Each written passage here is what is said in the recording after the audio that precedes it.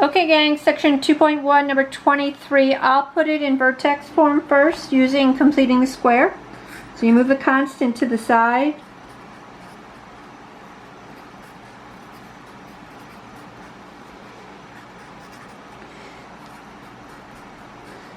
Then you have to make sure the leading coefficient is just a positive 1. So right now there's a negative there.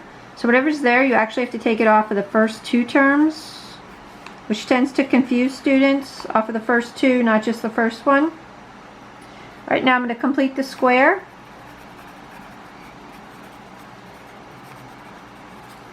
That's that 1/2 b quantity squared formula. B in this case is a -2. It's the coefficient of the linear term.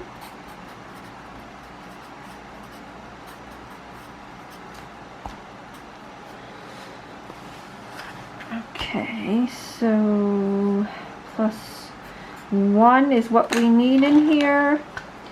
Now this is going to get confusing because everything here is being multiplied by -1. So this is actually a -1 because it's being multiplied by this. So I have to counterbalance that by adding 1 because -1 plus 1 is 0. Now I'm going to factor this. I'm going to add that together.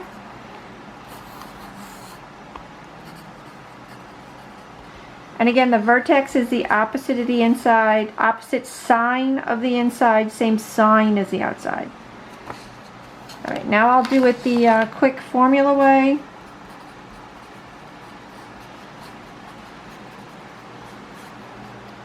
Okay, A is the coefficient of the linear term, which, A is the coefficient of the quadratic term, which is a -1. B is the coefficient of the linear term, which is a 2. You do this part first. -2 over -2 is 1. And then what you get for that, you have to plug into the original. Alright, so -1 squared, 2 times 1 plus 5. -1 plus 2 plus 5 is 6. Okay, so I did it two different ways. You can see that the vertex is obviously the same. All right, let's do the graphing part now.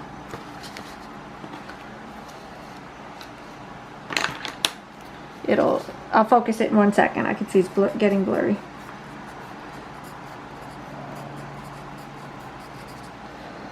Alright, so we decided that the vertex was 1, 6.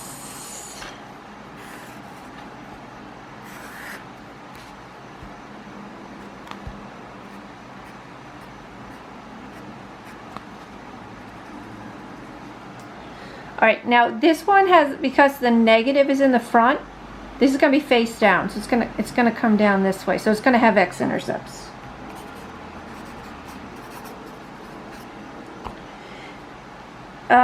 It just depends whether you want to set this equal to 0 and use a quadratic formula. Okay, in that case you're going to use a quadratic formula.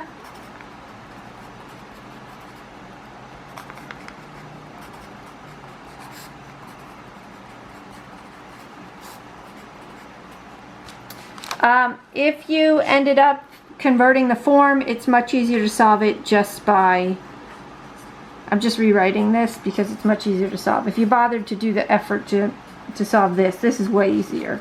So I'm going to solve it this way on this format. You get the same answer whichever technique you use. Alright, I'm setting it equal to 0. I'm going to move the 6 over.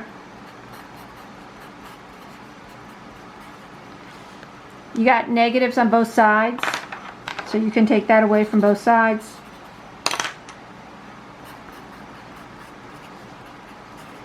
Alright, now I'm going to take a square root. Just remember when you take the square root, don't forget the plus or minus on that.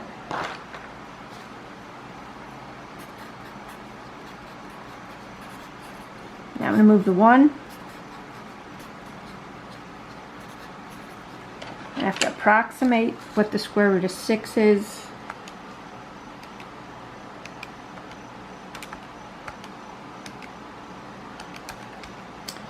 About 2.4.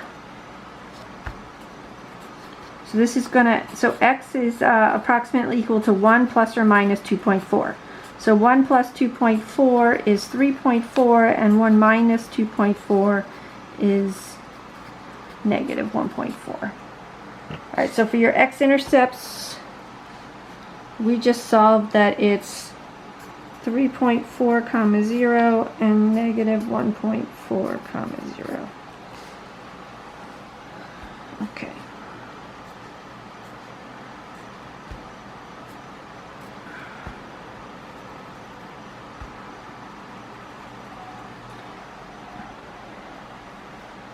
Alright, now we need to do the y-intercept.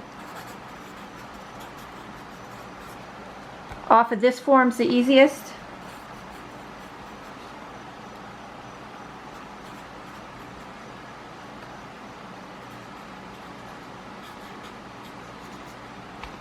Okay, we can see we're going to get a 5.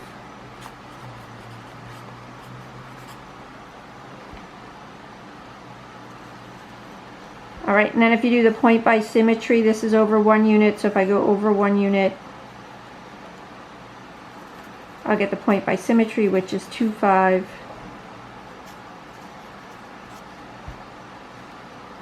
Alright, then you have all your points.